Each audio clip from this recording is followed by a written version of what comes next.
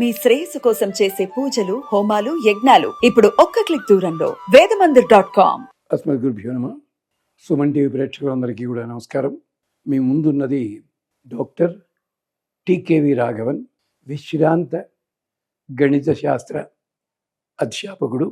గత తరంలోని 11 మంది దిగ్దంతుల దగ్గర బ్రహ్మసూత్రములు, అలాగే ద్రవిడ ప్రబంధము, అదే పద్ధతిలో పురాణములు తెలుసుకుని వృత్తిరీత్యా ఇంజనీరింగ్ కాలేజీలో పనిచేస్తూ ఇలాంటి ఛానల్స్కి, అలాగే బయట కూడా ఎవరైనా అడిగినట్టయితే వాళ్ళకు కూడా ధర్మశాస్త్ర విషయాలు, సందేహాలు తీర్చుతూ ఉంటాం. అది సంగతి. దీని వెనకాల అంతమంది పండితుల శుభాశీస్సులు ఉన్నాయి కనుక చెప్పే ప్రతి మాట కూడా ఆధారం లేకుండా చెప్పడం అలవాటు లేదు అని జ్ఞాపకం చేస్తూ, దీంట్లో చెప్పిన విశేషాలకు సంబంధించి మీరు ఒక్కసారి మూలము వెతుక్కోగలిగితే మూలము చూడండి. తరువాత ఇతర విశేషాల గురించి అడిగినట్టయితే అడగవచ్చును. మిత్రులారా, ఒక తమాషా ప్రశ్న వేశారు.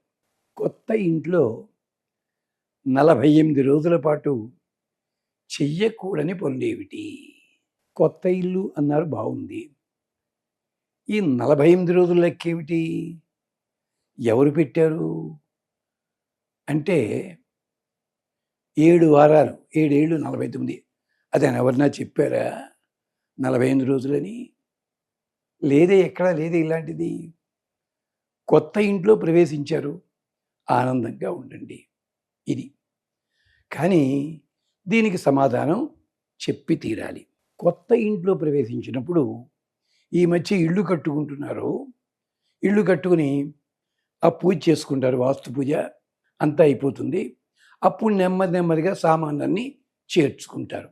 వస్తుంది ఈ సామాన్లన్నీ చేర్చుకోవడం, సర్దుకోవడం, ఇవన్నీ వేసరికి 2 వారాలు పట్టేస్తుంది. అలాగాను లేదండి, మేము సామానంతా కూడా చేర్చేసుకుని ఉన్నాం, నాకు ఉంది. సంతోషం. మీరు కొత్త ఇల్లు చేరిన తర్వాత ముందుగా మీకు ఒక్క సూచన. కొత్త ఇంటి చూడ్డానికి వచ్చిన వాళ్ళు ఇల్లు కన్వీనియంట్గా ఉందా, బాగుందా, ఇది చూడడం కంటే, ఏమండి ఈ కిటికీ ఇక్కడ ఎందుకు పెట్టారు, ఇది తీసేయండి, ఇన్ని ద్వారాలు పెట్టారు, ఇలాంటి చెత్త వాగుడు వాగేవాళ్ళు విపరీతమైపోయారు. ఏమిటి, వాళ్ళు ఎక్కడో పుస్తకాల్లో చదువుతారు, పుస్తకాల్లో చదివి ఈ నార్త్ ఫేసింగా, ఈస్ట్ ఫేసింగా. అమ్మా, కొత్త ఇల్లు కట్టుకున్న తర్వాత ప్రవేశించారంటే మీరు మొత్తం అన్నీ చూసుకునే ఉంటారు. వాస్తు పూజ కరెక్ట్గా చేసి ఉంటారు.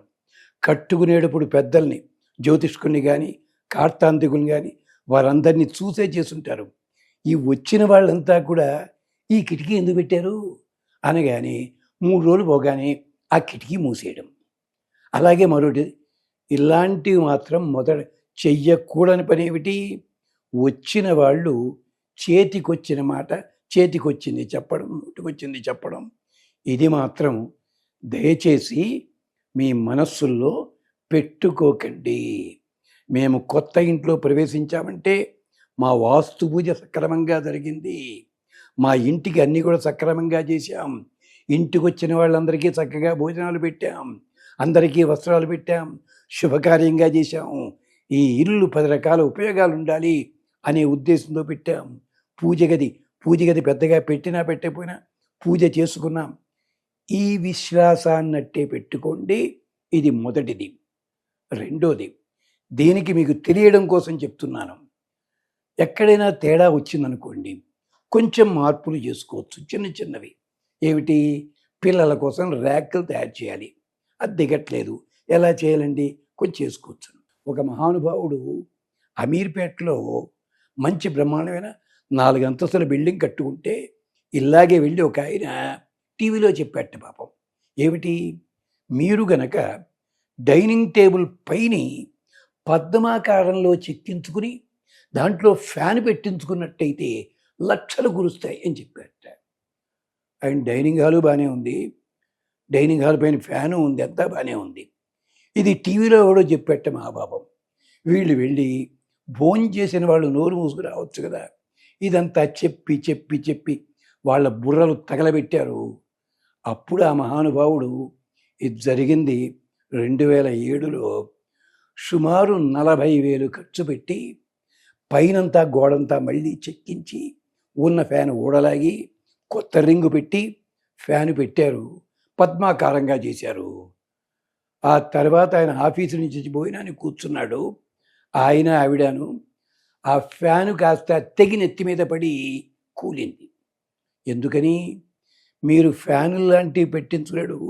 బిల్డింగ్ కట్టేటప్పుడైతే గట్టిగా ఉంటుంది. ఒకసారి కట్టిన బిల్డింగ్ని మళ్ళీ చెక్కినట్టయితే ఇంతకుముందు గట్టితనం రాదు. దయచేసి ఇలాంటి పనులు చేయకండి. ఇది రెండో పని. మూడో పని ఏమిటి అంటే, దయచేసి మీరు వదిలే చెప్పులు ఇంటికి బయట వరండాలో వదిలిపెట్టండి. చెప్పులతో తిరగడం మనకు అలవాటే, వంటిట్లో దాకా తిరుగుతుంటాం. అన్యాయం. చెప్పులకి ఉండే చోటు ఇవ్వండి. మీకు తెలుసా ఇంటి లోపల ఎంతమంది దేవతలు ఉంటారో? అధర్వణ వేదం చెప్పింది. ఒకసారి బ్రహ్మదేవుడి దగ్గరికి దేవతలంతా వెళ్ళారట. ఏమిటా మొహాలు అలా పెట్టారు? ఇది అధర్వణ వేదంలో కథ. ఏం లేదయ్యా, మానవులు గట్టిగా 100 ఏళ్ళు బతకరు, వాళ్ళకేమో ఇళ్ళు, ఫ్లాట్లు, 15 గదులను, మేము ఉన్నాం బతుకు బస్ స్టాండు, గాల్లో ఉంటాను దేవతలంతా అన్నట్టు వాళ్ళు. అనగానే బ్రహ్మదేవుడు అన్నాడు, నువ్వు వెళ్ళి వాళ్ళ ఇంట్లో ఉండండి అయ్యా మీరు అన్నట్ట. అనేసరికి లక్ష్మీదేవి ఎక్కడికి వచ్చింది? గడపలోకి వచ్చింది. వాయుదేవుడు ఎక్కడికి వచ్చాడు? ముందు గదిలోకి వచ్చాడు. ఇంద్రుడు ఎక్కడికి వచ్చాడు? క్యాష్ బాక్స్ పెట్టుకుంటామే అక్కడికి వచ్చాడు కుబేరుడితో పాటుగా. లక్ష్మీదేవి గడపతో పాటుగా మధ్య గదిలోకి వచ్చింది. ఇలాగ మొత్తం దేవతలంతా నింగినున్న దేవతల నిజవాసం అన్నట్టుగా మన ఇంట్లో అన్ని చోట్ల దేవతలు ఉంటారు. ఇది గుర్తుపెట్టుకోండి. అంచేత చక్కగా పూజ చేసుకోండి. చక్కగా హాయిగా, హడావిడిగా బీజాక్షరాలు మరొకటి ఇలాంటివి కాదు, చేసుకోండి. ఈ మధ్య కొత్తిళ్ళు కట్టుకున్న తర్వాత వారం గ్రూపులుగా పూజలు చేయడం కంపల్సరీ ఏం కాదు, వీలైతే చేసుకోండి. ఇది అలాగే పిల్లల పుస్తకాలు ఎక్కడ పెట్టుకుంటారో వాటికి ఓ చోట ఏర్పరచుకోండి. బట్టలకి ఓ చోట ఏర్పరచుకోండి. బట్టలు కానీ చెప్పులు కానీ మీ ఇష్టం ఇంట్లో పడేయకండి. కొత్త ఇళ్లలో అందరు ఇలాగే ఉంటుంటారు. ఏ కుర్చీ ఎక్కడ పెడతారో తెలియదు, ఏ బట్టలు ఎక్కడ పెడతారో తెలియదు. వద్దు. దాన్నే ఇంగ్లీష్లో టైడీనెస్ అన్నాడు. క్లీన్లీనెస్ కాదు, టైడీనెస్. అంటే ఏ వస్తువు ఎక్కడ ఉండాలో అక్కడే ఉండాలి. ఈ కుర్చీ అన్న పదానికి అర్థం తెలుసా అండి? కూర్చ. దానికి అధిపతి ఎవరో తెలుసురా? వాయుదేవుడు. మంచి బలంగా కూర్చుంటట్ట ఆయన దాంట్లోనూ. ఇది వేదం చెప్పింది. అందుకని మీరు 48 రోజుల దాకా అంటున్నారే, కాదు. ఇంటి లోపలికి ఎవరైనా వస్తే ఆ వైబ్రేషన్స్ పాజిటివ్గా అనిపించి ఎంత బాగుందండి ఇల్లు అనిపించాలి. అదేమిటి, ఇది ఇక్కడ ఎందుకు పెట్టారు? దయచేసి ఇంకొకటి, ఇంటికి గుమ్మానికి ఒక బూడిద గుమ్మడికాయ వేళ్లాడి తీసుకోండి. దాని మీద ఒక 1/4 కిలో ముక్క పటిక, 1/4 కిలో కంటే ఎక్కువ అక్కర్లేదు, అంటే కరెక్ట్ 1/4 కిలో ఉండక్కర్లే, ఒక ముక్కే ఉంటే తక్కువ, అది కూడా పెట్టుకోండి.